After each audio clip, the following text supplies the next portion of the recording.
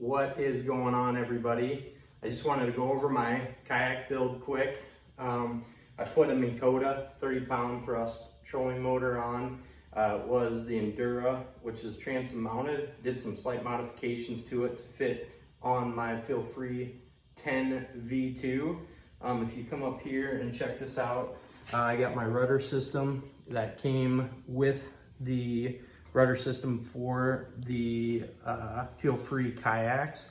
I modified that with some S-loops, put in some all thread here, drilled holes so I have easy removability. Did a pulley system, what I was running into as I unlocked the motor, which there's a locking mechanism on the stock unit. And I had to find a way to make that work with the rudder system so I could transfer that back when I didn't want to use the trolling motor. So it came up with this pulley system that was right here. Everything's quick release, so I can take it off. I'll do that at the end as I show you how the motor works. The issue I was running into on a single pull system was when I pulled this and the motor was loose, it would flop over to the edge. It would turn one way. So by having a double pulley system or a single pulley, pulling from both sides, it would pull straight up. Just seemed to work a lot better. So the mount just used 1/4 inch aluminum, made a really nice mount. Again, we'll go over that in a second. Like a lot of other videos, cut this trolling motor, used the adapter screw that would clamp the unit on as my attaching point to this. So going up here, I have quick release from the trolling motor for the power. Also, something else I added besides the trolling motor was the anchor trolley. The anchor trolley is attached to my anchor rope, which again, I have a 6-pound, this is a downrigger. It is downrigger weight. It is more expensive than the standard weight. I just like using that. It's cleaner. I attached a clothesline reel and put 50 foot of paracord in that. Just cleaned up that system. So basically I can drop that down and then run my anchor trolley to the front or back, wherever I want it. And then as I pull that back in, it all recoils back into there. I can stow it away and have that out of the way.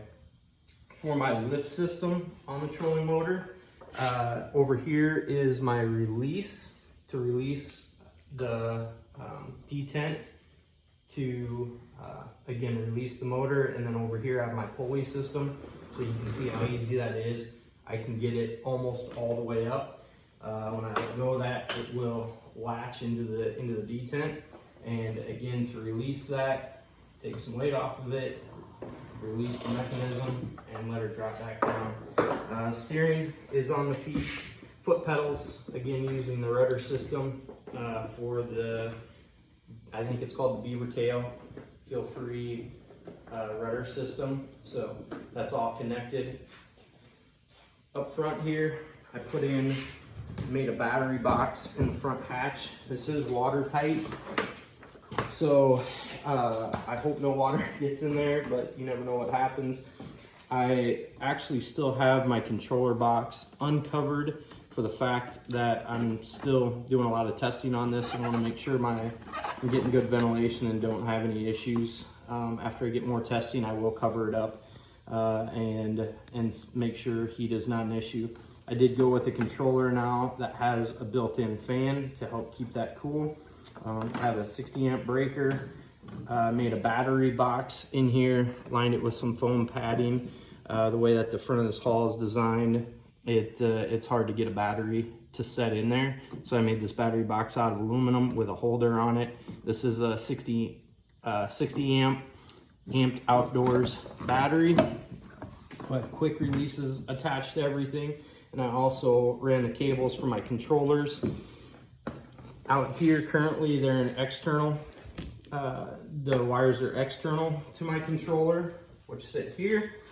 The reason I have that right now is, again, still testing. I didn't want to put any more holes in my kayak until I made sure eventually I will put that wiring inside of the hull to clean it up. But on the trolling motor, I have my forward and reverse button on this side over here, which it's just a little toggle switch that comes with the PWM controllers. I have tested 3, 1 failure, and again updated up to this controller with a fan on it. So forward is up, and obviously my speed control knob, as I turn it, it increases the speed of the prop. So full speed, I'm getting roughly about 3.8, 3.9 miles per hour at full speed with this boat fully loaded. So I'm guessing myself in gear is probably about 280, almost 300 pounds with everything I have on this at that speed. So anyways, I wanted to go over releasing the trolling motor very quickly here and show you how quickly that will detach. So on that, I have my pulley system I have on a S loop here. Take that off, attach it to my clip, disconnect my power, take my D-loops off of my rudder system. I found these O-ring spring clips, which just has a spring detent release for my pulley, and then I have a knob down here to release off of the bracket, and take out that, and that's what I have to release the trolling motor. So again, this is the aluminum bracket I had made for this. On here, have a little detent which keeps it from rocking. That way I only have one bolt holding it in place. So anyways, that's my system. I hope y'all enjoy. I'm still doing some updates. If you have any questions, please feel free to let me know. If you'd like to see something else, I'd love to hear about it. Thanks for watching.